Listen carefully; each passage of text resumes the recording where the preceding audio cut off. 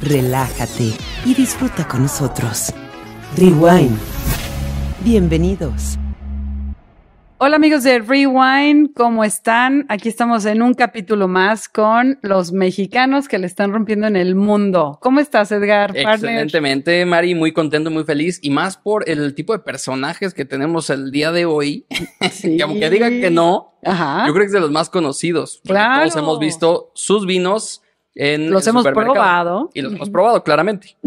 Sí, la verdad es que es alguien que yo creo que rompió fronteras y unió ahora sí que hemisferios, ¿no? Así es, y ahora vamos a viajar hasta Australia y vamos a platicar con mi estimado Mauricio Ruiz Cantú. Él es, se conoce principalmente por el proyecto de juguete, pero tiene más proyectos de los que vamos a estar platicando el día de hoy. Bueno, antes de dar tu semblanza, te saludamos desde acá, desde México, mi estimado, ¿cómo estás? Qué gusto estar con ustedes, Mari y Edgar. Los he estado esperando con muchas ansias estos últimos meses que nos hemos tratado de poner en contacto. Entonces, finalmente estoy aquí y estoy muy contento de estar con ustedes. No, hombre, nosotros más. La verdad es que creo que al menos dentro del mundo del vino y la gente que le gusta probar de vinos de aquí, de allá, y investigar y todo, todos conocen el proyecto de juguete y al que no lo conozca lo va a conocer ahora. Así es. Porque creo que está padrísimo, está súper interesante y aparte con un approach muy lindo hacia la cultura mexicana. Y creo que eso lo has querido sobresaltar mucho. ¿Así se dice? ¿Sobresaltar? A ver, y lo primero que les diría es que qué orgullo que digan que todo el mundo debería de conocer juguete. Yo sigo sintiendo que somos un proyecto chiquito que apenas nos estamos dando a conocer y que afortunadamente hemos logrado que cada vez más gente quiera probar nuestros vinos y que nos den buenas recomendaciones y demás. Entonces, escuchar que es un proyecto conocido y que deberían de conocer, pues me llena de orgullo y de felicidad. Se los agradezco. Oye, a ver, nosotros vivimos en un estado chiquitito de México, que realmente luego la gente ni pela que hacemos vino en Aguascalientes, ¿verdad? Pero sí se hace vino en Aguascalientes. Y la gente está conociendo de vino. Y mucha gente conoce juguete, o sea, no podrán conocer a veces de productores de Aguascalientes, pero conocen de juguete. Y a nivel nacional también pusimos la pregunta, ¿no? Cuando empezamos con este proyecto de entrevistar mexicanos que están haciendo cosas con relación al vino en el mundo, y todo el mundo nos ponía Mauricio Ruiz, juguete. O sea, claro que te conocen, más de lo que tú crees. Me encanta. Muy bien. A ver, vamos a presentarte y ahorita iniciamos con todo este tema de México, de Australia, etcétera, ¿no? Mauricio es doble titulado en viticultura y enología por la Universidad de Adelaida, en el sur de Australia, y ha trabajado como enólogo para bodegas en Australia, en México, en España y China. Oye, que hay algo ahí curioso, ¿eh? Hemos entrevistado a mucha gente que ha estado haciendo proyectos allá. Fundó Juguete, su primer proyecto vinícola en Australia, en el 2013 y actualmente la bodega australiana de mayor exportación a México. También ha creado 2 proyectos más en Australia llamados Somos y Seven Eves, los cuales se exportan a 10 países del mundo y gracias a esos proyectos ha sido nombrado uno de los top 50 productores jóvenes de Australia en el 2020, en el 2021 y en el 2023 por Young Gun of Wine. Nada más. Y bueno, y aquí en México, junto con su familia, ha desarrollado un proyecto vitivinícola con 40 hectáreas de viñedo, certificado orgánico en Ojos Negros, Baja California, ¿no? Y bueno, ahí ha lanzado un gran proyecto de vinos de mínima intervención. Ahorita vamos a hablar de cuál es la diferencia, llamado Dominio de las Abejas, que para los que no nos están viendo, lo estamos probando. Aquí también tenemos una botellita. Aquí tenemos 2 botellas. Quién sabe cómo terminamos el programa. Pero aquí hay. Tienes que abrir una botella tú también, Mau, aunque sean las 10 de la mañana. Las 10 de la mañana. Que sea tan tempranito, me va a regañar mi mujer. Todo sea por el estudio y la investigación. Tenemos título, no Así importa. es. El mejor pretexto. Vale. Y bueno, más recientemente liberaron el vino insignia de la familia, descendientes de Charles Martínez, el cual en su cosecha inaugural ha sido otorgado medallas de oro en el concurso mundial de Bruselas y por la revista Catadores. Nada más. Ahora sí, entremos a platicar de ti, que hace un regio en Australia. Sí, soy regiomontano, aunque nací en la Ciudad de México, pero no lo vuelvo a hacer. Sí, de hecho, mi familia es más del DF. De hecho, creciendo fue chistoso porque en Monterrey, pues yo no tenía primos, ni tíos, ni nada. Todos eran del DF. Entonces, siempre he sido como muy, o hemos sido mis hermanos y yo nombrados los regios de la familia. Entonces, además siempre se burlaban de nosotros que porque hablábamos muy golpeado. Y luego lo peor es que yo regresaba de las vacaciones de estar con mis primos y hablaba como chilango, entonces me decían el chilango en Monterrey. Entonces, bueno, nunca de un lugar ni de otro, pero siempre muy mexicano, eso sí. Entonces, y sí, llevo en Australia desde el 2010. Wow. Ya en diciembre de este año se cumplen 15 años. Es bastante. Y te fuiste por estudio, ¿no? Sí, lo que pasa es que yo, imagínense, en Monterrey no es que hay mucho viñedo que te enamore. Entonces, y especialmente hace 20 años, pues había poco realmente. La industria del vino en México era pues todavía mucho más chiquita de lo que es hoy en día. Y lo cual me encanta, ¿no? O sea, si hace 20 años me hubieran dicho el tamaño al que íbamos a llegar a estas alturas del partido, lo habría firmado sin pensarlo. Pero viviendo en Monterrey, obviamente el gusto por el vino vino por el lado de mi papá. También, pues, ¿cuántos años me calculan? No, pues te ves bien chavito. Más de 30 no tienes. No, bueno. Estás jovenazo. Tampoco hay que quedar bien, María. Muy bien, tienes razón. Ok, 32. Tengo 35 años. Ya ves, no será tanto. Pero te agradezco porque siempre dicen que yo me veo más fregado que mi hermano y mi hermano es el mayor, entonces no es problema.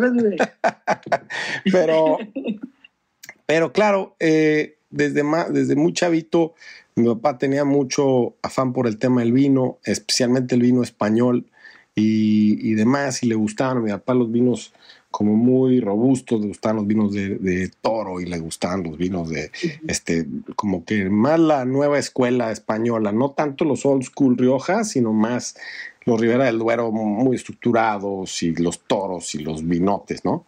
Entonces, con eso crecí, luego todavía hasta la fecha mi papá toma mucho vino como de Napa y mucho vino, y eso fue lo que abrió, digamos, la posibilidad de Australia en mi mente, porque ¿cuánto vino australiano? Es más, ¿cuánto vino australiano hay hoy en día? Poquitito. O sea, realmente aquí en México es muy poco el que se trae. Ajá. Y hace 20 años había mucho menos, ¿no? O sea, había muy, muy poquito. Y lo que sí llegaba, bueno, más bien mi papá siempre fue muy aficionado de irse a Estados Unidos a comprar vino, ¿no? O sea, porque como que había más oferta, habían cosas más diferentes. Especialmente Monterrey, pues en aquella época y hasta la fecha era lo que importaba Vinoteca y Castellana y párale de contar. Entonces, si querías tomar vino australiano, pues a menos que te chutaras algo que traían ellos, tenías que ir a Estados Unidos. Y me acuerdo que mi papá era se hizo muy fan del Penfolds Bean 707. No sé si lo han probado ese vino. Que hoy en día ya es carísimo. En su época no estaba mucho. No estaba tan grave.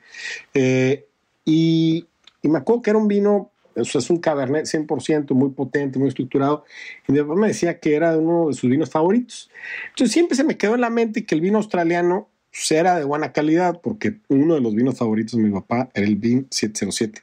Es más, tan era uno de sus vinos favoritos que todavía me acuerdo que en un cumpleaños le mandamos hacer un pastel en forma de botella de vino y una Magnum y le pusieron, sí, era una botellota y decía Bean 707 de Penfolds. O sea, era como que en toda mi familia sabíamos que el vino australiano era bueno porque a mi papá le gustaba el Bean 707. Entonces, Cuando ya me quise meter al tema del vino, digamos, de manera profesional, yo estaba estudiando en el TEC de Monterrey, ingeniería industrial, y fíjense. Nada que ver. Nada que ver. Esto es el año 2008, 2007, por ahí, que estoy en el TEC de Monterrey estudiando, y en aquella época se habían graduado un primo y otro cuate que yo conocía, se acaban de graduar de ingeniería industrial y eran medio de la crisis. Me acuerdo que no conseguían chamba para nada. Uno acabó trabajando en una llantera y en otro no sé qué, y yo dije como que no, esto no es para mí, o sea, esto no veo mi rumbo como ingeniero industrial. Entonces mi primer pivote, digámoslo así, fue querer estudiar ingeniería en alimentos.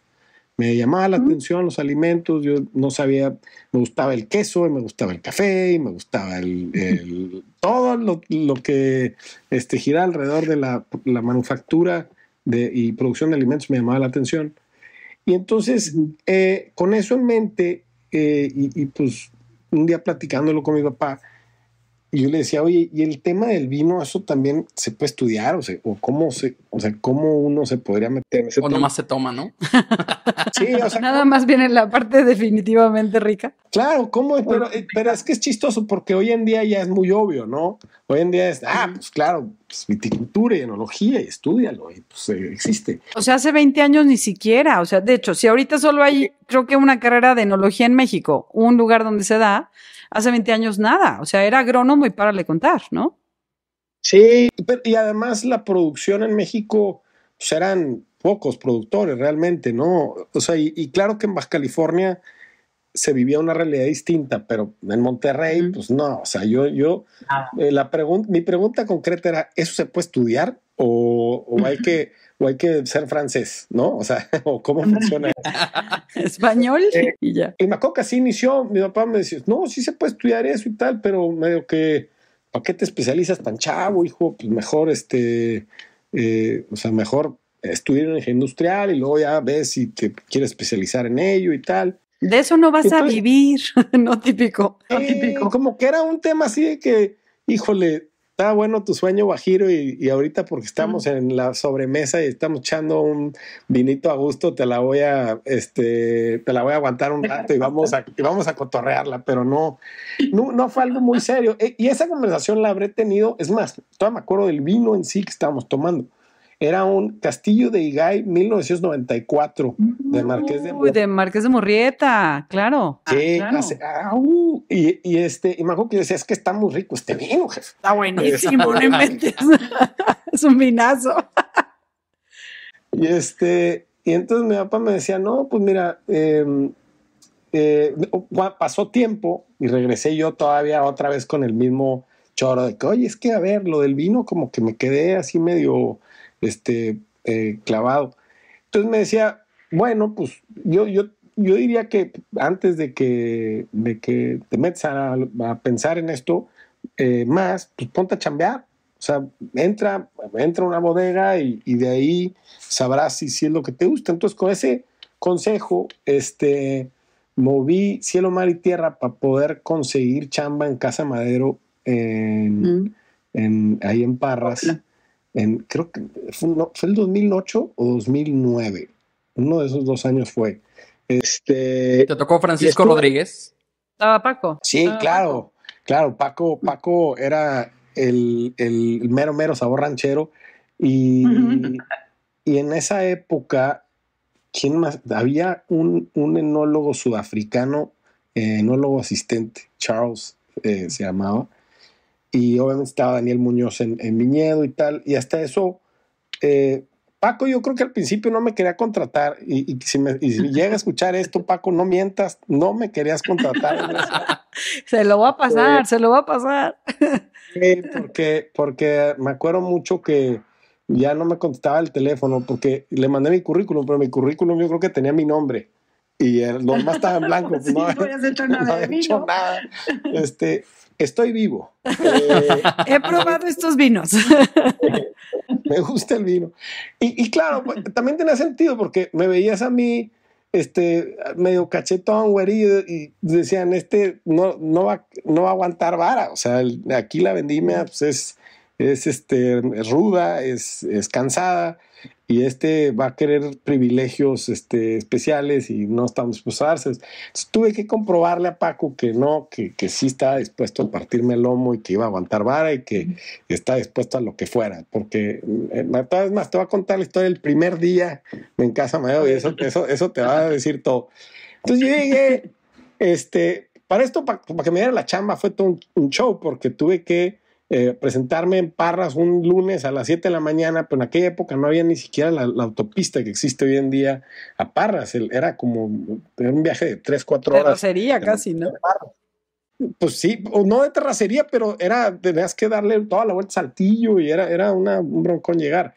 Y me acuerdo que llegué justamente allá a Casa Madero a las 7 de la mañana y Paco no se apareció ahí como hasta las 10 de la mañana. O sea, fue con dolo. Fue con dolo para que claudicara, ¿no?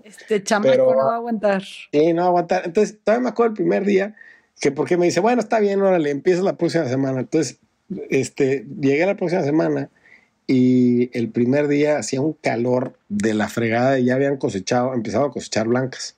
Entonces, creo que ese día estaban cosechando Colombard, si no me equivoco, y estaba han ido ahí a Casa Madero. Sí.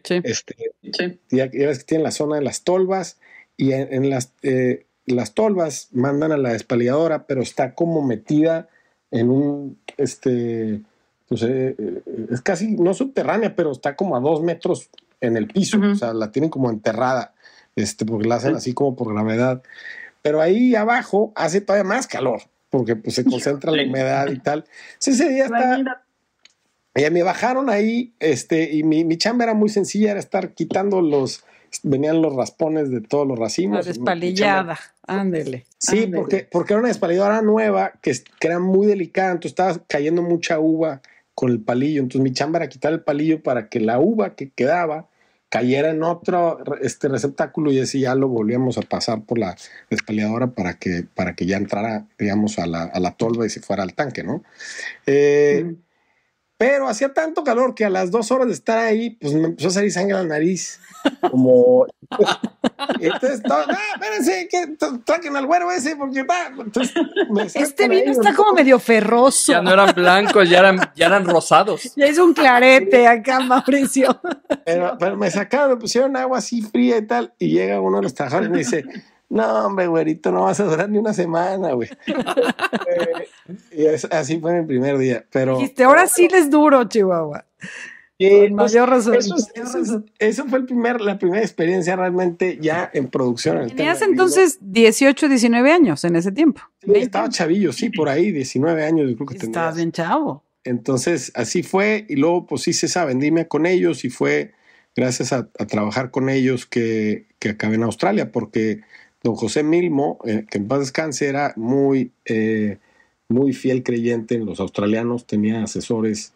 No sé si todavía hoy en día estén igual, pero en aquella época eran asesores de viñedo y de campo, ambos eran australianos, y el consejo de él fue, vete a estudiar en Australia, que en ese momento ya era la segunda persona que me decía que Australia producía buen vino y demás, y realmente esa fue el detonante, porque yo nunca había estado en Australia.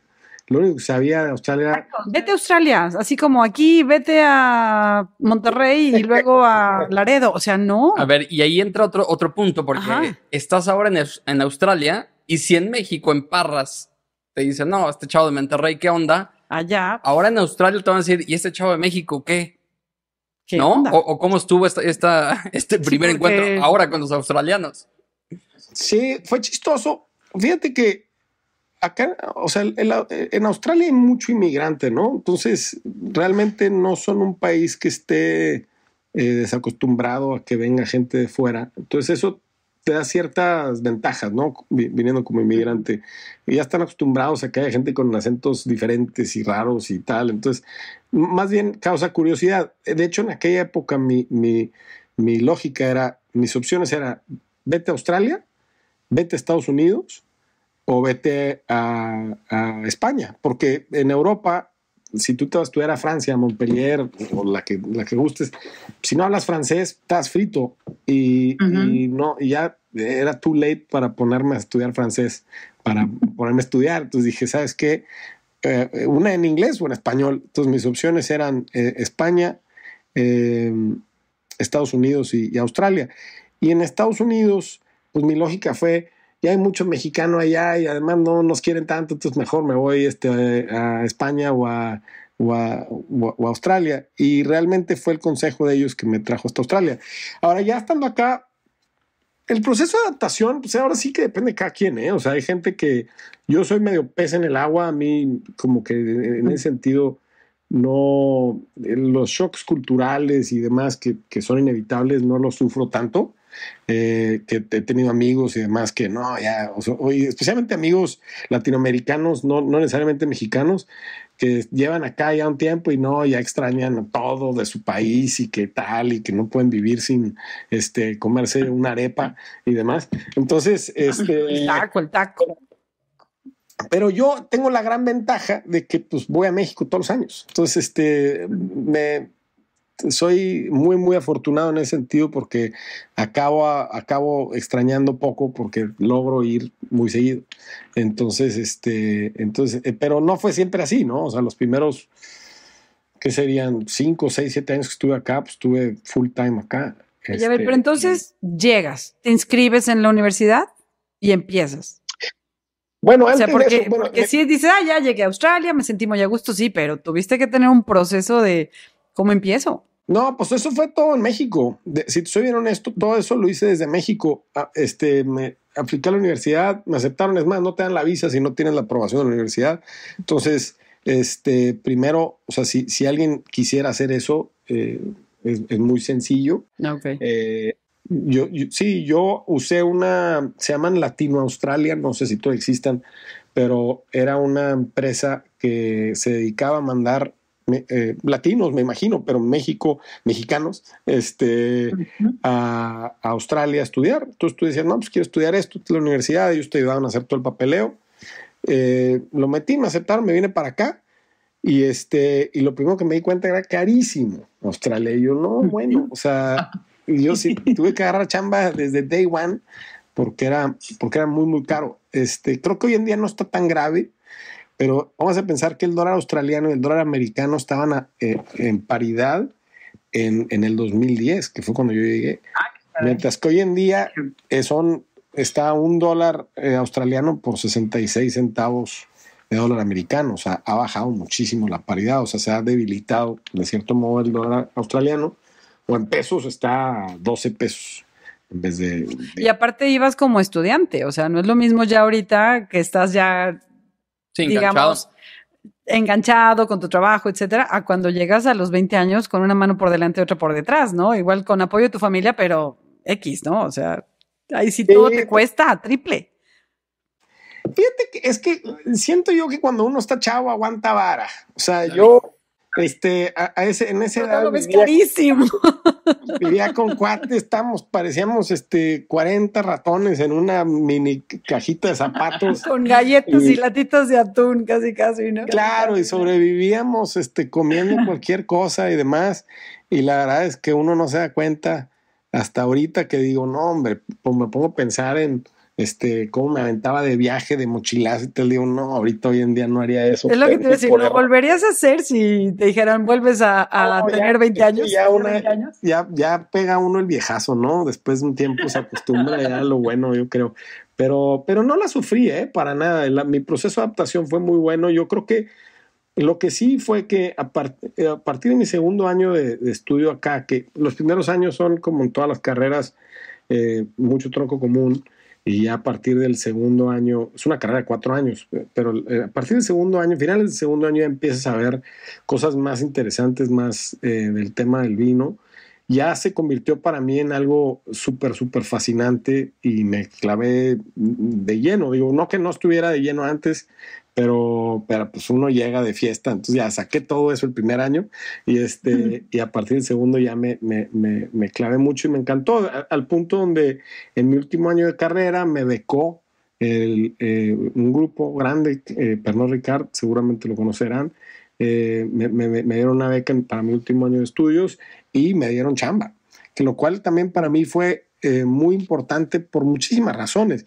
La primera y la más apremiante en ese momento era que al yo tener chamba, que mi título de chamba dijera enólogo o winemaker, ¿no? Me daba pie a poder aplicar una visa de residente, porque en ese momento yo me gradué con visa estudiante y pues el gobierno te dice gracias por participar y regreses lléguele, ¿no? Entonces, si no conseguía una chamba yo y que me diera y tener cuando menos un año de experiencia de trabajo en mi área, que fue lo que yo estudié, pero además desempeñándome en el rol, digamos, adecuado, lo cual la verdad es que hoy lo pienso y digo, está complicado porque que te den recién egresado la chamba de enólogo, especialmente acá en Australia, que hay competencia, pues tiene su chiste. Entonces, fui muy afortunado por eso. Y entonces ya a raíz de poder tener el caminito a la residencia en Australia, pues ya me abrió las puertas también a pensar en crear proyectos y demás, porque en ese momento de mi vida, pues digamos que mis necesidades eran más básicas, ¿no? Era cómo le hago para quedarme. O sea, en ese momento ni habías pensado en tú hacer lo tuyo, ahora sí que estabas en esta empresa enorme y aprendiendo. Sí.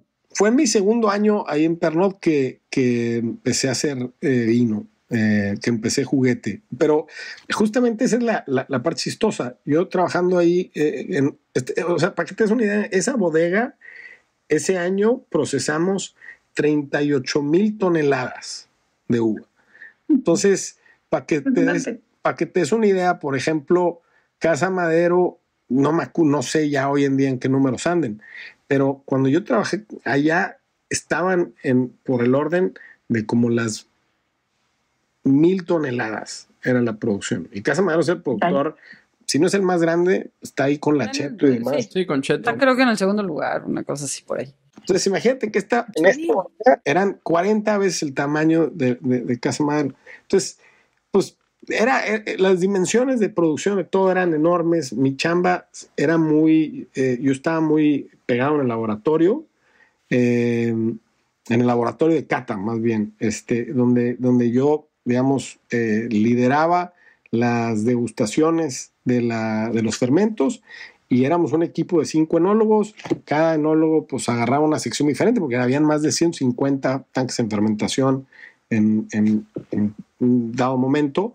Y entonces pues nos dividíamos ahí las zonas y cada quien, no, pues estas son las adiciones necesarias para todos estos tanques. Entonces a mí todo mundo me daba sus adiciones y luego yo creaba el programa trabajo para la bodega, básicamente. Entonces, en mi chamba, pues realmente no estaba haciendo vino, digamos, desde la manera romántica. O sea, y yo quiero, pues, ir al viñedo y tal, y veo la uva así y tal, entonces yo me la llevo a la bodega y le hago esto y le hago el otro y tal, ¿verdad? Y así hago mi vino. Pues realmente no, yo estaba muy, pues, como que era uno de los engranes en una máquina gigantesca, ¿no? de producción de vino. Entonces, Juguete nace justamente no porque yo viera un nicho en el mercado mexicano o que tuviera una estrategia brillante de marketing o nada. O sea, fue una necesidad, digámoslo, creativa de querer producir algo con mis propias manos y que yo dijera, este vino lo hice yo desde el momento que se cosecha la uva en el campo hasta que entra el vino a la botella, tuvo mi mano completo. Y le puse Juguete justamente porque imagínate que en la sala de barricas de donde estaba trabajando habían más de 30,000. Entonces imagínate, de repente mi primera producción fueron 4 barriquitas.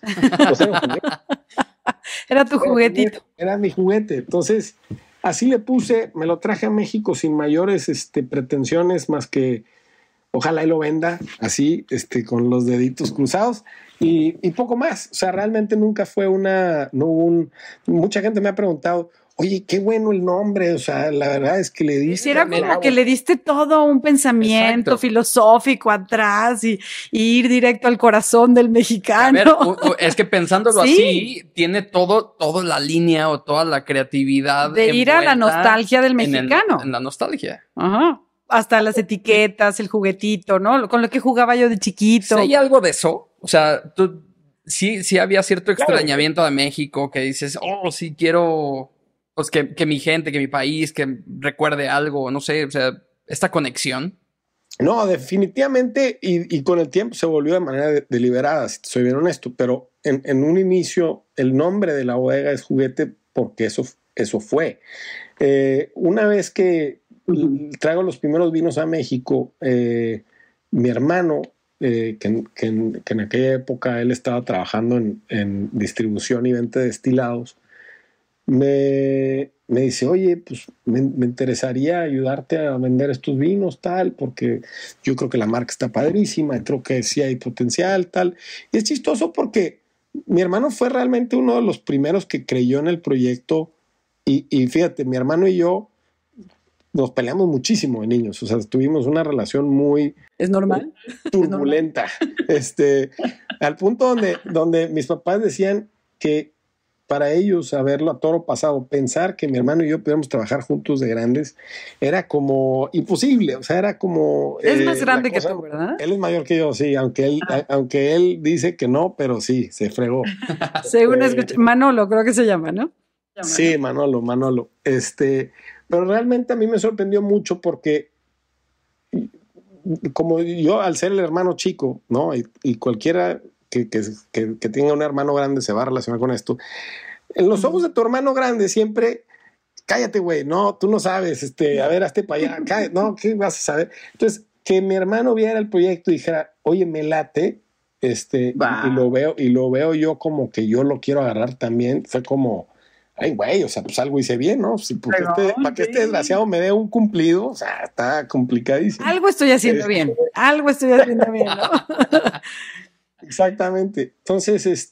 Entonces Manolo entró al proyecto y lo empezó a vender y fue el catalista, ¿no? Porque a partir de ahí me dijo, oye, pues necesitamos producir más y ya cuando empezamos a producir más, empezamos a producir varios vinos, ahí sí que empecé a hacer lo que mencionan de producir etiquetas y demás que evocaran un cierto grado de nostalgia y de relación con mi infancia y México, ¿no? O sea, y creo que queríamos de cierto modo plasmar la mexicaneidad de nuestra bodega, porque aunque son vinos hechos en Australia y toda la enología y los estilos de los vinos son hiper australianos, ¿no? O sea, ahora sí, el otro día me preguntaban que si yo trataba de, o si había algún tipo de engaño en nuestras etiquetas. Y yo, pero ¿de dónde va a haber engaño si dice que es australiano por todos lados? O sea, y es Shiraz del Barossa, no hay nada más australiano que eso. Pero el güey que los hace, pues yo no tengo la culpa que yo sea mexicano, ¿sabes? Y eso es lo que tratamos de plasmar en la botella, ¿no? El hecho de que el origen es total y absolutamente un reflejo. Y es algo muy, muy padre que no tenemos en México, que es los vinos de alta gama de Australia, que son cosas que el mundo conoce, pero en México relativamente eran desconocidas hasta hace poco, creo yo, y que creo que hemos hecho algo por cambiar eso, ¿no? Yo creo que tanto sentaste un precedente porque al principio, no sé si todavía, pero en el principio era solo vino para México, ¿no? O sea, lo hiciste, esta marca de juguete, solo para todavía, México. ¿no? Sigue siendo solo para México. 100% para México. De hecho, me han querido convencer de exportarlo a Estados Unidos y seguimos diciendo que no. Toy. Pero sí. ¿Cómo? ¿Va a ser Toy? El Toy. Toy wine. También me han preguntado que por qué no hice juguete en Australia, o sea, ¿por qué no vendo juguete en Australia o por qué los vinos de Australia no les puse juguete? Y les digo, pues lo primero es que porque pronunciarlo en inglés, juguete, es como, no. Sí, está complicado. Juguete. Porque es G-U-E, güey.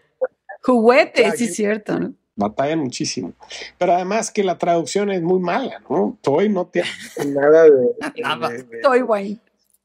Oye, pero vamos entonces al otro lado. Y es un mexicano mandando vinos australianos hecho por mexicano a México. Pero hablando tú con australianos en tema de vino mexicano, no sé qué tanto compartes esta parte. Ahorita que dices que cada año vienes hacia acá, me imagino que pruebas, propuestas nuevas. Te fuiste desde 2012. Desde ese año para acá se han agregado estados productores de vino y ya 14 estados en México que producen vino. Producimos. O sea, casi la mitad del país está haciendo vino. Y, a ver, hay propuestas súper interesantes, o lo vemos al menos en los concursos como Bruselas, Decanter, donde están resaltando de todas las regiones. Ya no solamente es Coahuila, ya no solamente es Baja California. Entonces, ¿has probado cosas de acá interesantes? ¿Qué has mostrado allá? ¿Qué les platicas? ¿Cómo platicas del vino mexicano o de México en general? Sí, pues es padrísimo lo que está pasando en México, que cada vez haya más regiones productoras. Creo que nos vamos a ver beneficiados todos, tanto los productores como los consumidores, porque cada vez van a haber cosas más interesantes, más oferta, más consumo. O sea, este crecimiento es un beneficio extraordinario para todos y estoy súper contento de ello. Sí he probado bastantes cosas de Aguascalientes, he probado cosas de Zacatecas, he probado cosas de San Miguel de Allende, de Baja California, obviamente ni se diga, de Coahuila. Una de mis regiones favoritas en Coahuila es esta de Arteaga, en los vinos que están haciendo en la Sierra Arteaga, están padrísimos. En fin, o sea, hay un montón de cosas padres. Es más, digo, me estoy desviando, pero mi último año de carrera me dediqué a hacer un estudio de dónde plantar en México. O sea, eso era... Es más, esa era como que la meta principal viniéndome a Australia era ¿dónde vamos a plantar en México? Porque si ya me metía a esto, el punto, o sea, digamos que la meta era regresarme a México a producir vino. Digamos que han cambiado algunos planes de la vida, pero seguimos, o sea, ese plan no desviamos porque sí plantamos en México, pero en todo ese estudio que yo hice no incluí muchas regiones que hoy en día existen, porque pues, ni sabía yo que existían, pues, o sea, ni siquiera había una conciencia real respecto a que estas regiones fueran posiblemente productoras. Yo cuando hice este estudio me concentré muchísimo en las subregiones diferentes dentro de Baja California y de Coahuila, y sí metí San Luis Potosí, sí metí San Miguel de Allende, porque ya había algo ahí, y Zacatecas, pero no por ejemplo, no metí Aguascalientes y no metí otras regiones que tal vez sería muy interesante. Por ejemplo, ya ahorita se está produciendo bastante vino en Jalisco, o sea, en el lago de Chapala, ¿no? En Hidalgo, o sea, son regiones que dices... A ver, que está este equilibrio y hay que entender esa diferencia. O sea, creo que lo que comentas es súper, súper correcto. O sea, qué padre que hay un crecimiento y hay una efervescencia y hay más regiones.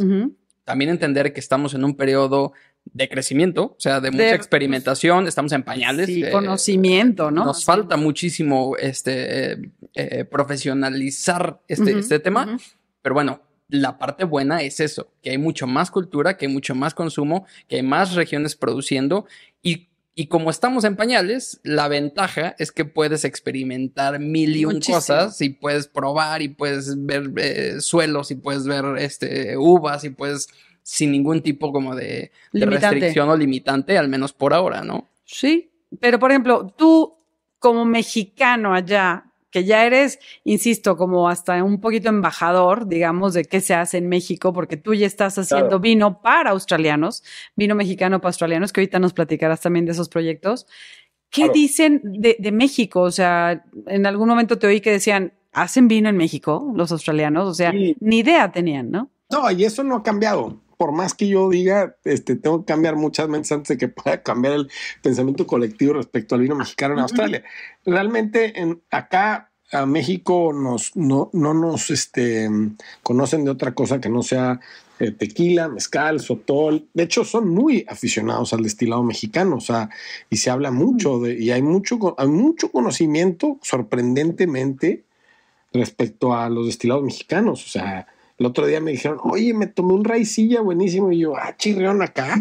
Oye, ni acá tiene tanto conocimiento. Sí, o sea, no, realmente eso es sorprendente, y creo que en Australia hay un conocimiento promedio alto respecto a las bebidas, tanto destilados como de vino. O sea, el promedio de la gente es alto. Realmente hay mucho interés por la bebida y por el buen comer, ¿no? Y el buen beber. Entonces el vino mexicano es totalmente desconocido. Yo lancé en el 2018 un vino acá que se llamó, fue el primer vino que salió del rancho que plantamos nosotros. Entonces el primer ensayo de las plantas, es decir, el primer racimito que dieron el primer año, lo cosechamos todo y lo cofermenté y hice un vino que se llamó el Nevicholo. Nevicholo, como ¿Nebbiolo o qué? Era Nebbiolo con Cabernet y Malbec. Entonces, ¿y el cholo qué tenía que ver? No, pues era como porque era de Baja California, como los cholos, no sé. Pues, como Choloscuincle, más bien, no cholo de Nevicholo. Entonces le puse el Nevicholo y me lo traje acá, y la gente está encantado con el vino, y se produjo poco, y me quedé con ganas de volverlo a hacer. Ese lo saqué debajo de la línea de Somos y tuvo súper buena recepción.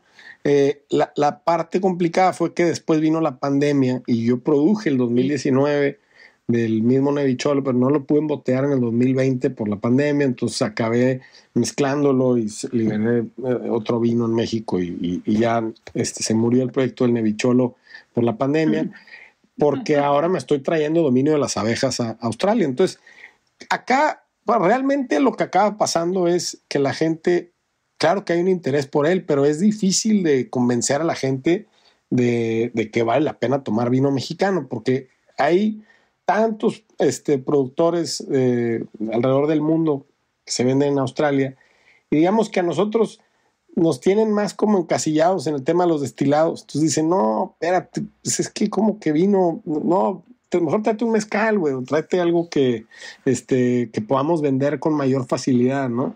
Pero aún así causa muchísima intriga, y sí hay interés por probarlo. Creo que también el otro obstáculo es el tema del precio, ¿no? Porque mandar un vino hasta acá y todo eso, pues tiene su chiste, y claro, no lo puedes vender muy barato tampoco, si no le pierdes. No, nada.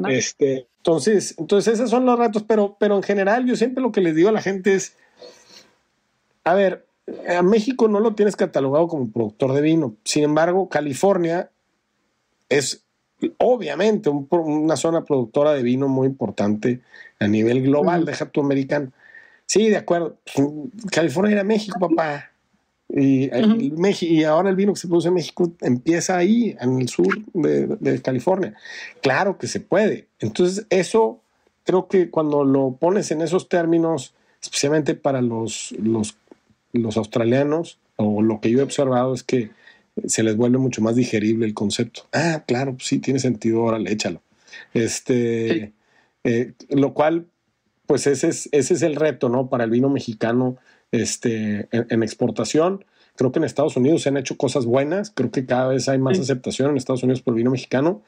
Pero creo que a nivel global tenemos un estigma negativo. No es un estigma tampoco, más bien tenemos una connotación de productores de destilados. Sí, entonces, sí está difícil pelear contra eso. Lograr decirles, no, es que también hacemos buen vino, es un reto, simplemente porque no es tan, no es una historia tan fácil de vender. O sea, mientras que dices, no, con el burrito hacen la piña y la cuecen así en los hornos de... No, el tequila ha hecho muy bien su chamba. Claro. No, bueno, y aparte le ponen ese lado romántico, ¿no? De la historia y todo el bagaje cultural, ¿no? Que puede traer. que también lo tenemos en el vino, pero no se ha explotado igual. ¿Y tú cómo le hiciste? O sea, tú tienes tu proyecto Somos Wine, tienes el proyecto de Dominio de las Abejas. Platícanos de estos dos proyectos y ahora el nuevo también, que es Charles Martínez, ¿no? Descendientes de Charles Martínez. Claro, que me encanta esa historia. Sí, que queremos que nos platiques, porque aparte me doy cuenta que para ti el bagaje familiar está fuertísimo. Sí, no, claro. O sea, la familia es lo más importante. Y yo, de hecho, es chistoso porque Descendientes, siempre hablamos de que queríamos que fuera un vino muy tradicional, mínimo que los valores fueran muy familiares, ¿no? Y si ven ustedes, si se meten a la página de Somos Wines o ven Juguete o ven Dominio de las Abejas, pues tengo una tendencia a no producir cosas demasiado clásicas. Mínimo, cuando se habla de etiquetas y tal, digamos que me gusta plasmar mucho mi personalidad y a mí me gusta, pues, me gustan las cosas más divertidas y más modernas, digámoslo así. Más disruptivo. Más disruptivo, si lo quisieras hablar así, más marketing wise, así. Pero la realidad es que para el proyecto de México, salvo Dominio de las Abejas, pues ahora sí que yo estoy encargado de la producción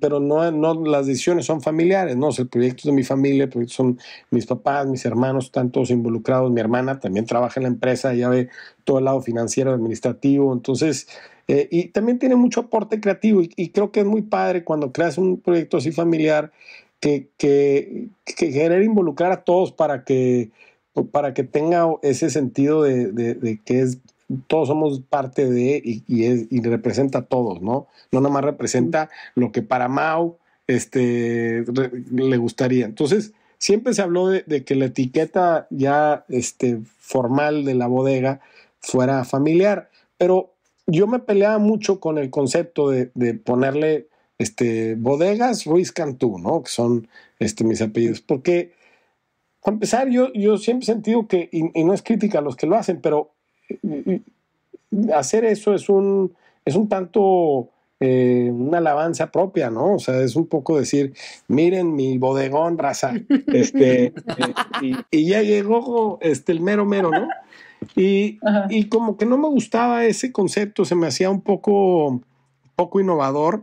Y se me hacía que yo lo que quería era enaltecer a la familia y no necesariamente glorificar mi ego, ¿no? Entonces, con eso en mente, me di la tarea de pensar en qué otra manera podríamos hacerlo.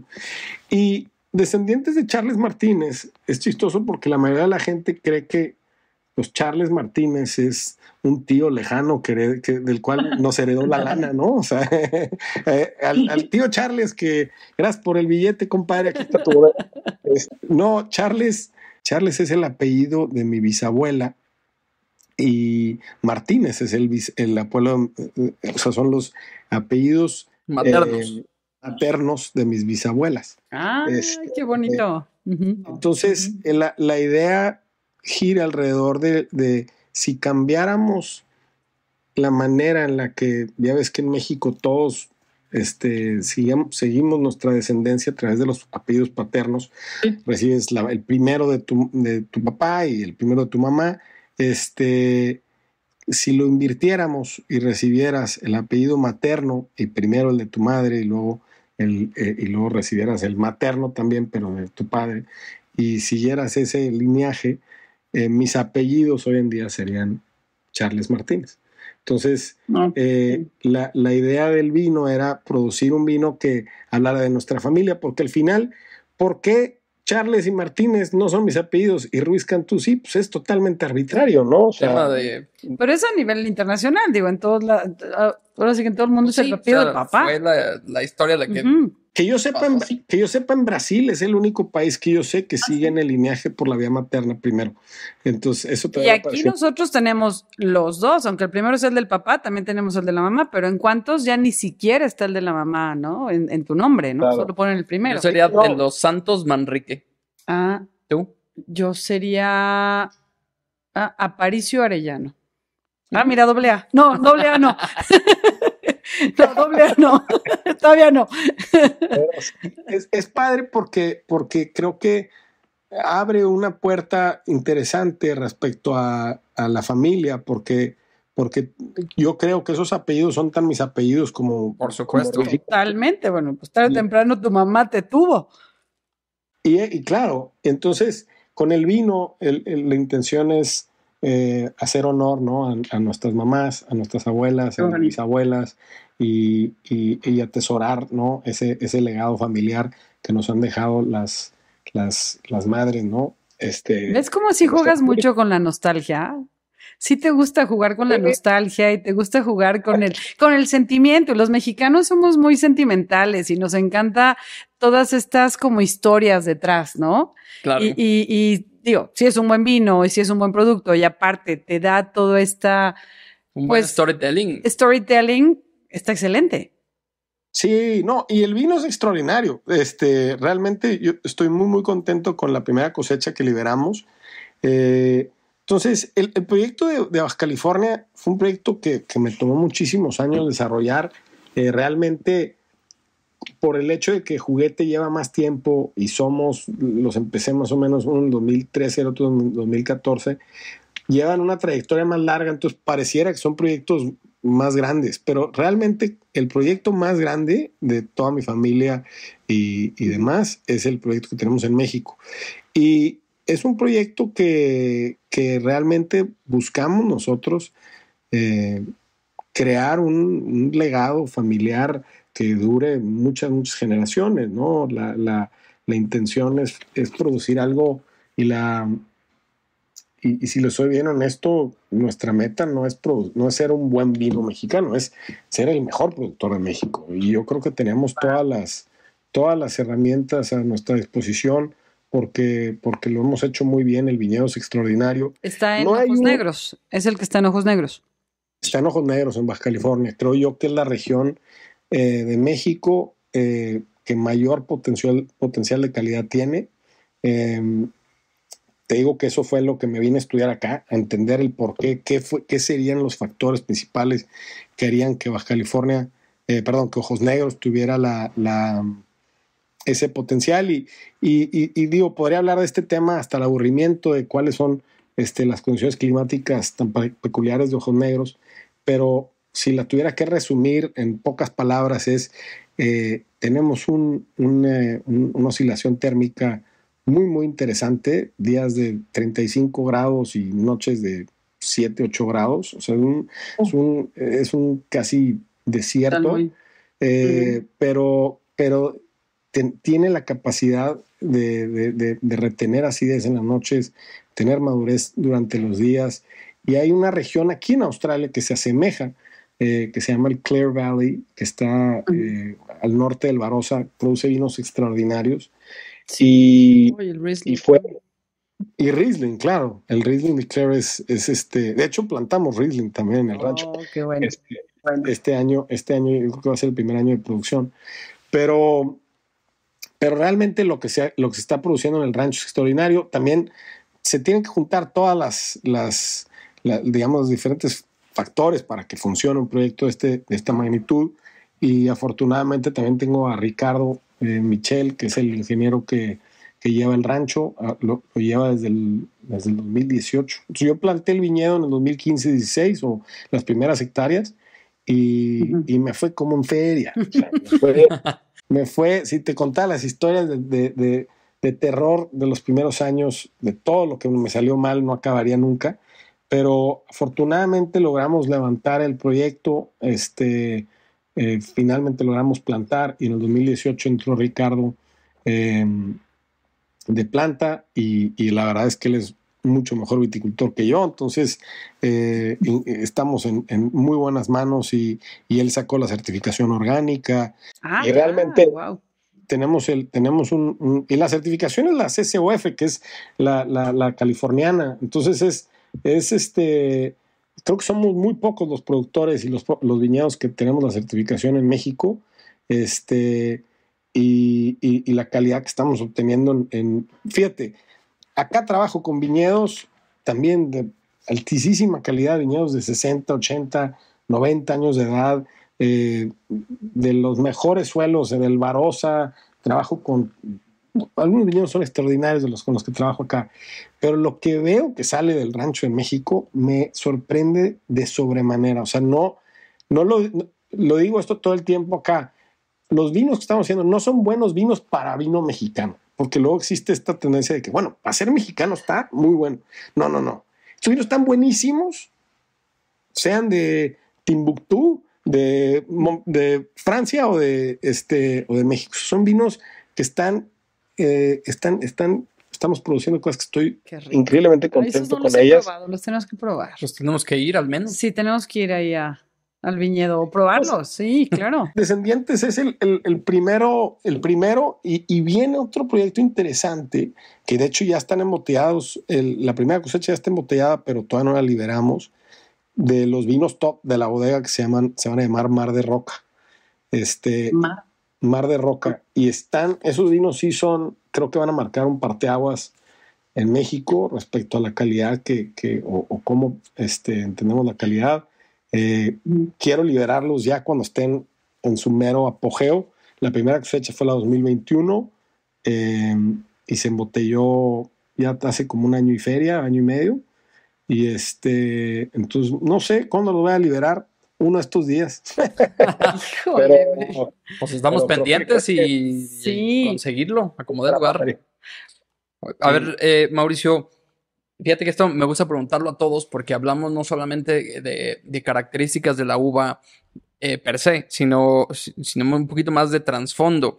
Si pudieras crear un vino, imagínate que vas a crear un vino con las cualidades que quieras, con la uva que quieras, por la razón que quieras, que combinara lo mejor de México y lo mejor de Australia, ¿cómo sería? Digo, puede ser combinaciones locas o imposibles, o sea, decir, sería Cabernet y un Riesling, pero por esta situación, porque me remite a esto, o sea, aquí no vale la técnica, sino el corazón. Entonces, ¿cómo sería ese vino?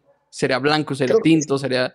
Mira, yo creo que tanto México como, yo tengo una predilección por tomar vino blanco y me encanta el vino blanco. Yo creo que tomo más vino blanco de lo que tomo tinto, pero si hablamos de México y de Australia como países productores, creo que tenemos un potencial de calidad mayor en tintos de lo que tenemos en blancos.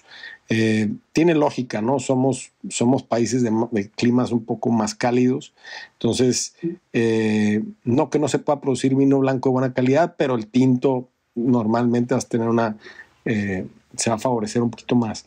Mira, esa mezcla, yo creo que la parte fácil es definir el lado australiano, porque el Shiraz australiano pues es emblemático, además la calidad es extraordinaria y para mí es un no-brainer, ¿no? Como dicen acá. Pero el lado mexicano es más interesante porque ahora tendríamos que representar qué es la variedad o qué es el estilo de vino mexicano más representativo o de mayor calidad que tenemos.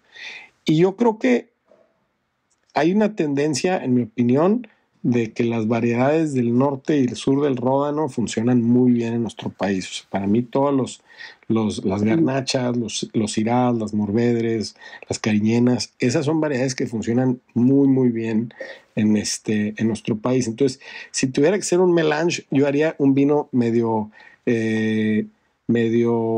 mezclando norte con sur del Ródano. ¿Y a qué me refiero? Porque sería en su mayoría Shiraz, porque tendría Shiraz del lado australiano, pero también un poco del lado mexicano. Y ya del lado mexicano le pondría también como... Una vez Reinaldo Rodríguez de Quinta Monasterio, cuando yo estaba más chavo, le pregunté, ¿por qué en el Valle les encanta mezclar como 700 variedades en un vino? No entiendo. Agarran y es Zinfandel, Shiraz, Cabernet, Merlot, Malbec, nada más no le ponen Chardonnay, de milagro, compadre. Me dice, lo que pasa es que en México somos muy adeptos a la filosofía del taco, ¿no? El taco, haz de cuenta que casi siempre está incompleto. Agarras la tortilla, luego le pones queso, le pones tantita de carnita, que si le pones cilantro, le pones cebolla, que pones una salsa, otra salsa, que si un limón, que si le pones rábano, que si sal, y además te lo echas con no sé qué. Ese concepto me dice como que también lo aplicamos al tema del vino. Entonces, con eso en mente, yo creo que la mezcla del vino mexicano no sería monovarietal y sería una mezcla medio sur del Ródano. Entonces, el vino completo sería una mezcla de Shiraz en su mayoría con una mezcla de Shiraz, Grenache, Mourvedre, Cariñena y Cinsault. Oye, pues déjame decirte que eres el segundo que habla de uvas del Ródano para hacer una mezcla México. ¿Quién fue? ¿Aimé? Fue Aimé. Aimé, que está en Burdeos. Ella dijo, yo haría una mezcla también medio Ródano para representar. Sí. Aimé tiene mucha razón. Estoy de acuerdo con ella. Sí. Ya se conectarán en algún momento porque súper linda también. Oye, Mau, ¿y cuáles han sido así como tus momentos más quizá retos frustrantes y los que dices, yes, o sea, la estoy rompiendo, ¿no? O sea, para ti, Mauricio, más allá de la bodega, no, tú como Mauricio, ¿cuáles han sido tus momentos que dices? Híjole, los más lindos o los más difíciles, porque han habido muchos de los dos. Los dos, o sea, que dijeras, este ha sido mi top y en este dije, ya no quiero más, o sea, me regreso y me voy a hacer ingeniero ahora sí.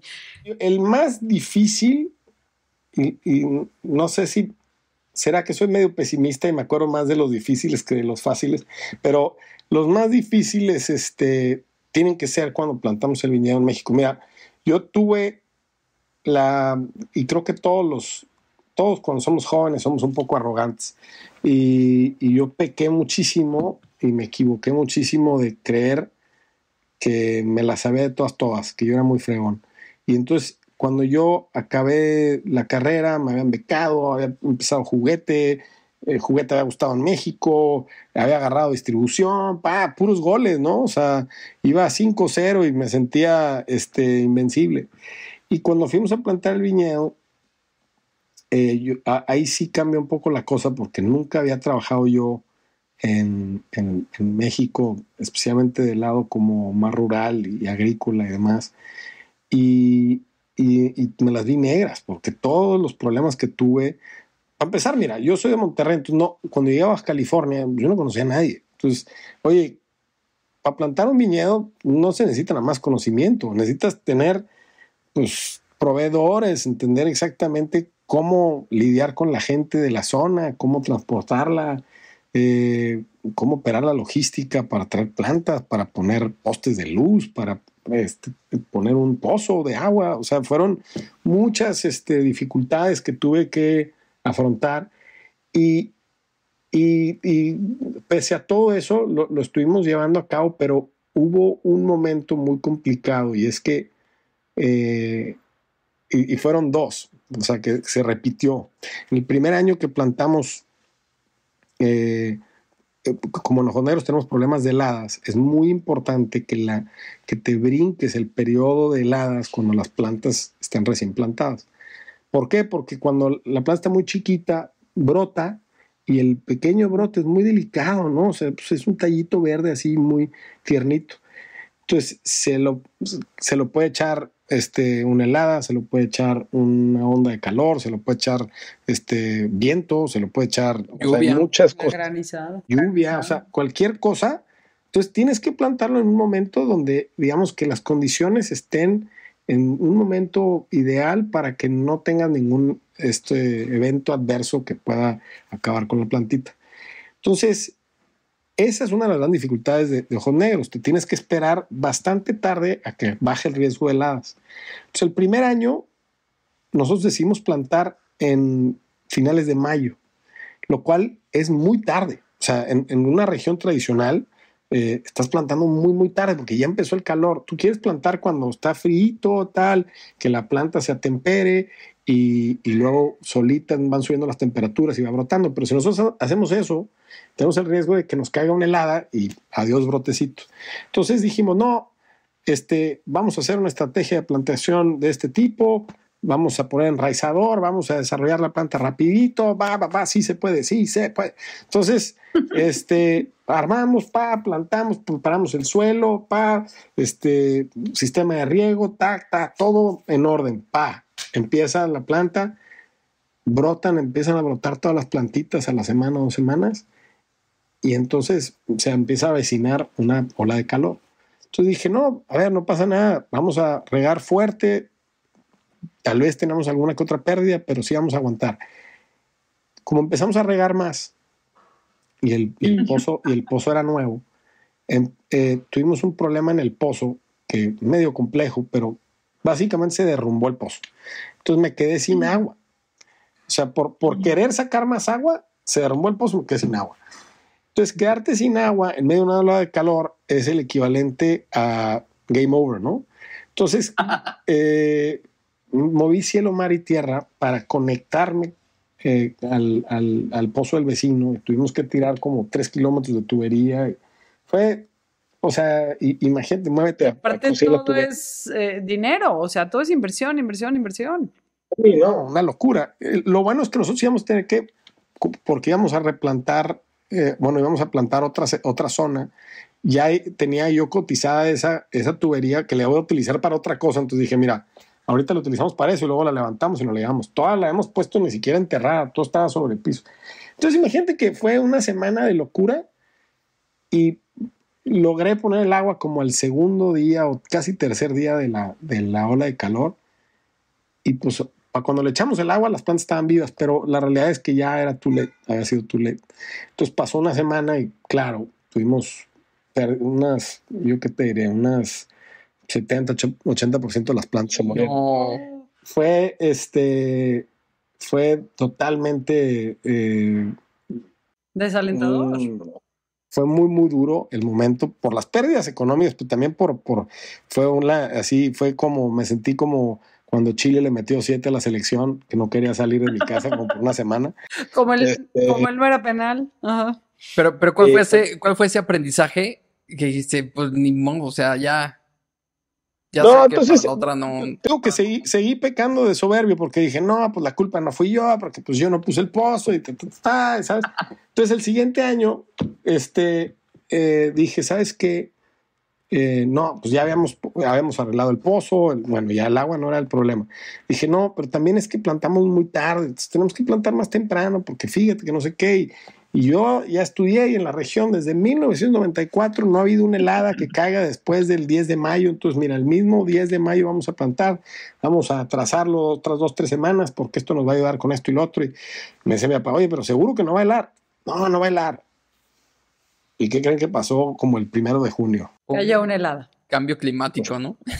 Pues cayó una helada y para acabarla de molar se tenía que hacer una inversión importante en un sistema de control de heladas que yo mismo fui el que dijo que lo necesitábamos, pero otra vez por soberbio dije, no, hay manera de ahorrarnos esa lana ahorita y la ponemos hasta el próximo año, y una vez que las plantas tienen el alambre, porque esto y lo otro, miren, déjenmelo a mí, yo voy a, ustedes no se preocupen, lo que pasó el año pasado no va a volver a pasar.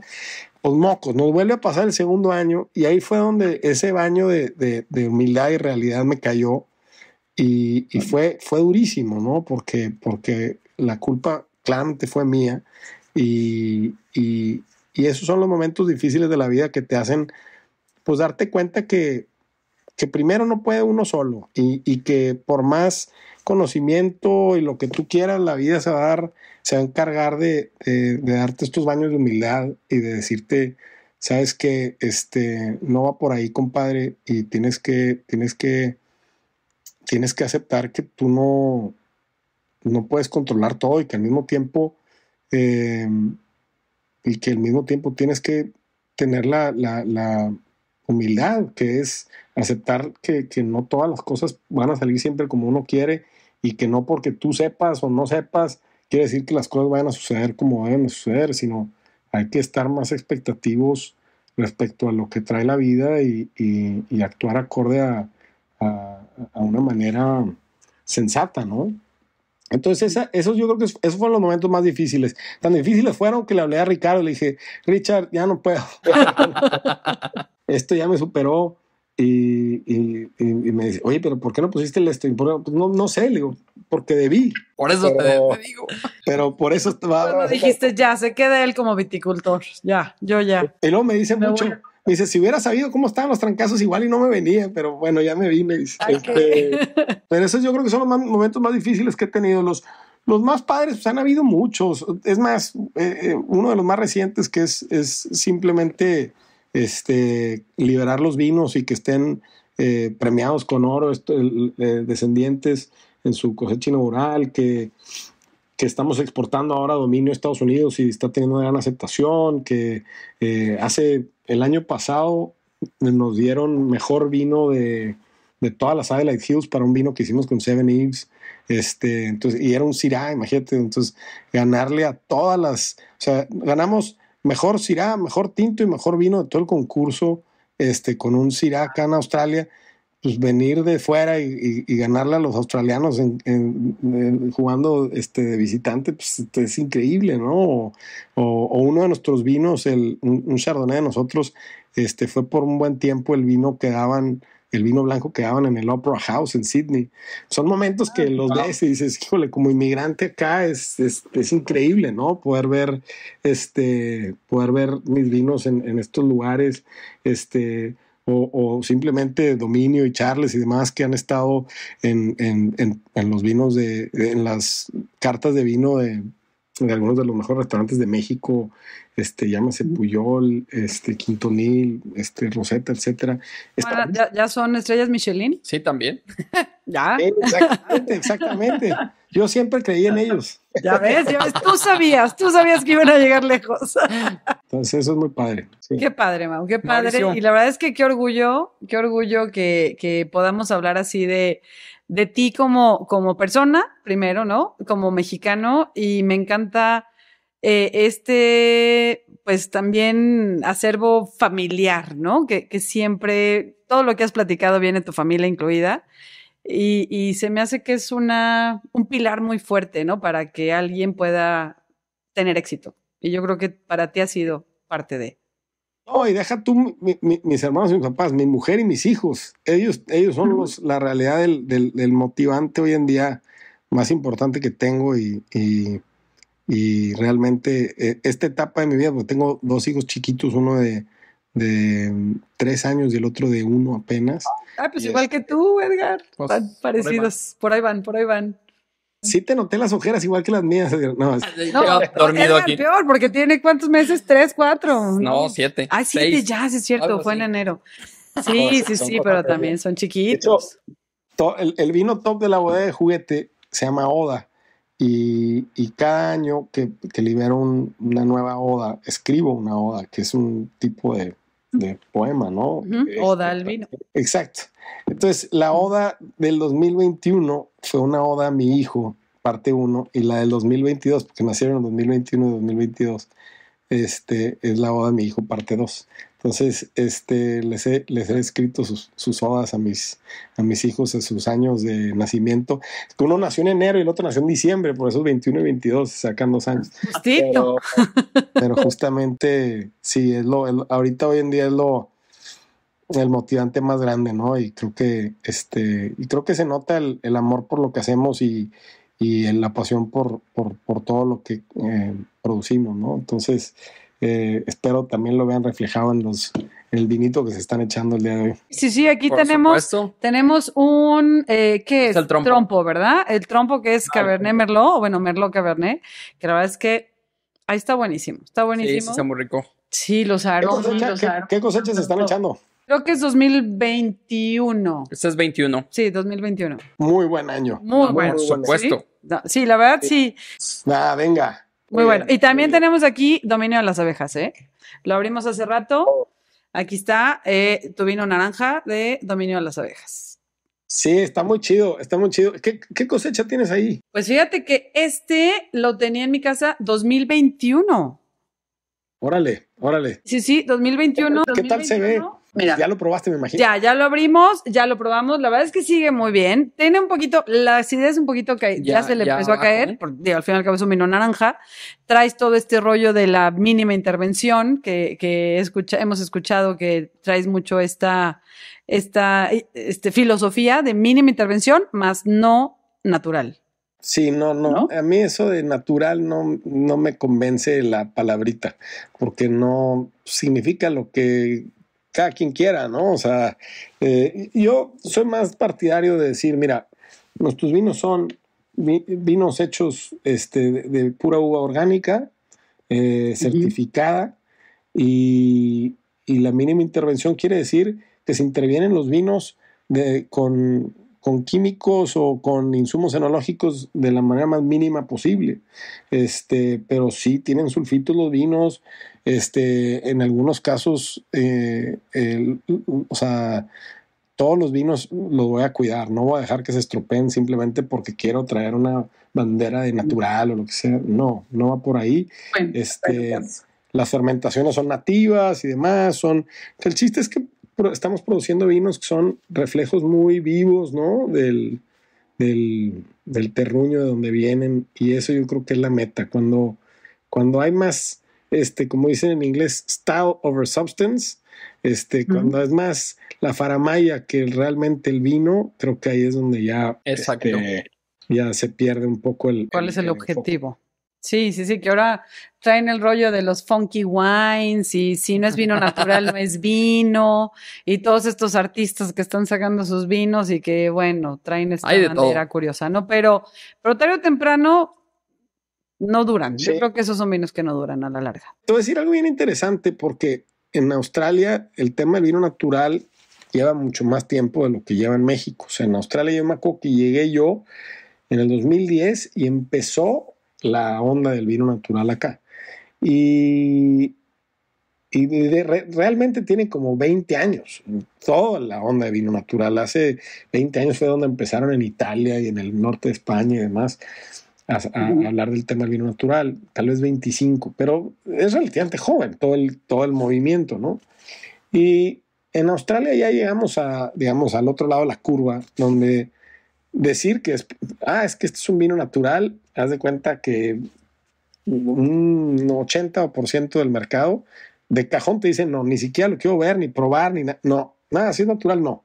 Porque ha habido tantos productores que han hecho cosas que creo que pues han asustado a suficiente gente de este aspecto. Entonces, dejamos de usar el tema de vino natural hace muchos años acá. En México nunca lo usé. Pero yo creo que sooner or later lo que acaba pasando es que la gente lo que quiere es buen vino, claro. y quiere poder tomarse un vino que lo probó hoy y que en un mes o 2 o 3 va a seguir igual de bueno, porque luego pasa que lo probé y me gustó, pero pasaron 2 meses, deja tú 2 años, y ya están todos patas para arriba.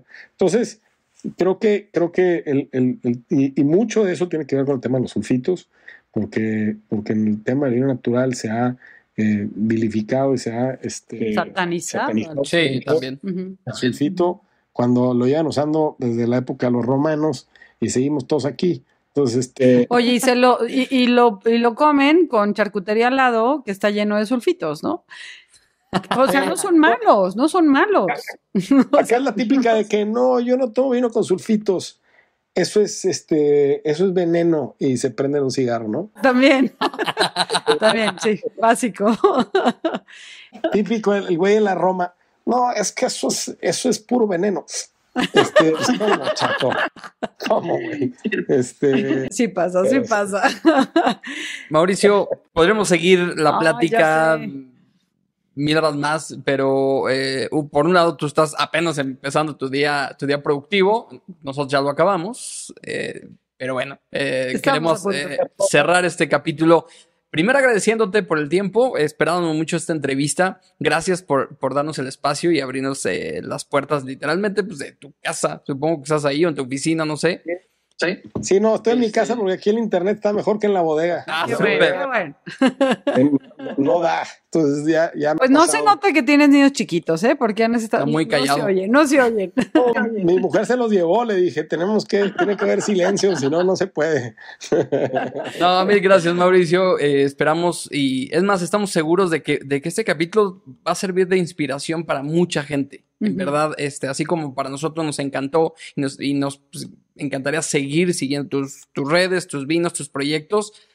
Muchísimas gracias. Gracias por ser parte de este proyecto de Mexicanos Rompiéndola en el mundo del vino, y pues tú eres sin duda parte de esto. Muchísimas gracias. Denominador, ¿no? Muchas gracias. Igual, un abrazo. Un abrazo. Y para los que nos están escuchando, Mau, ¿dónde pueden encontrar tus vinos, tus redes, tus páginas? Miren, mis redes personales son mauricio.wines en Instagram, no tengo Facebook, y las redes de los vinos, pues tengo 6 diferentes. Entonces, métanse a mauricio.wines, ahí salen todas. Juguete, Dominio las Abejas, Somos Wine, Seven Eves, etcétera. Y las descendientes, por favor. Sí, las abuelas. Y charlesmartinez.mx. Sí, es que aparte en la página salen hablando tus hermanas y salen hablando de los recuerdos con las abuelas. O sea, me encantó el approach que le dieron. Sí. Muy lindo, muy lindo. No, estamos muy, muy contentos con ese proyecto. Y pues apenas llevamos un año que lo liberamos. Entonces creo que todavía esperemos que tenga una muy larga vida, ¿no? Y ¿dónde pueden comprarlos? ¿Dónde pueden comprar tus vinos la gente? Claro, fíjate que me falla en el sur donde mero, pero sé que estamos en City Market, estamos en Vinoteca a nivel nacional, estamos en La Castellana, en H-E-B, estamos en un montón de tiendas. O sea, y si no encuentran, búsquenlo en las páginas. O sea, nosotros tenemos un súper servicio. De hecho, eso me enorgullece muchísimo de todo el equipo que tenemos en México. Tenemos un gran equipo de distribución, porque eso es algo que también hacemos nosotros, que mucha gente no sabe. Nosotros somos todo distribuido nosotros mismos. Nosotros no trabajamos con distribuidores, trabajamos con retailers y trabajamos con demás. En las ciudades de Monterrey y la Ciudad de México. Sí trabajamos con algunos distribuidores más pequeños en las ciudades como Puebla, en Los Cabos, etcétera, pero nosotros tenemos toda una logística para hacer entregas a nivel nacional. Entonces, escríbanos a nosotros directamente si quieren buscar los vinos, con todo gusto nosotros les ayudamos, y créanme que el servicio es buenísimo, entonces van a estar muy, muy contentos. Excelente. Perfecto. Pues ya no hay pretexto para no probar. Ya no hay pretexto. Sí. Entonces, la próxima tenemos que probar esos vinos de... Así es. Pues ya estuvo, Mari. Cerramos este programa. Sí, muchas gracias. Muchas gracias. Pues así nos vamos. Así nos vamos, y escúchenos en Spotify, en las diferentes plataformas de audio. Tenemos nuestras páginas en Instagram, en Facebook, Rewind, Mari Lópezón, Edgar Fotosom. Y pues bueno. Esto es Rewind. ¿Sale? Gracias. Gracias. Chao. Rewind ha llegado al final.